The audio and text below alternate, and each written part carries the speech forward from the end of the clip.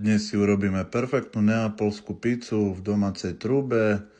Začneš 370 g vody, 4 g droždie, 12 g medu, cca, nemusí to byť presne na gram. Pomiešaš kvasok, necháš 5 minút vybehnúť, 600 g múky, riadne posolíš, následne si pridáš 20 g oleju, pridáš do toho kvasok, a miešaš, až kým cesto nebude držať pokope.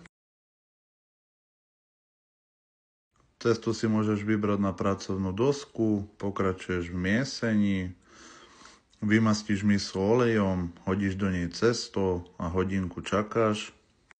Po hodine cesto vyberieš, zase do ňoho naberieš vzduch, urobíš guľu, rozdeliš na dve rovnaké časti a tieto dve časti na ďalšie dve. Budeš mať na 4 pice, urobíš guličky, vyvaľkáš, vymastíš misu, pridáš guličky a teraz budeš následne čakať 6 až 8 hodín, kým cesto vybehne. Cesto vyberieš, urobíš si pekný kruh na pizzu a pridáš čo máš rád. 5-6 minút pod špirálou na 275 stupňov.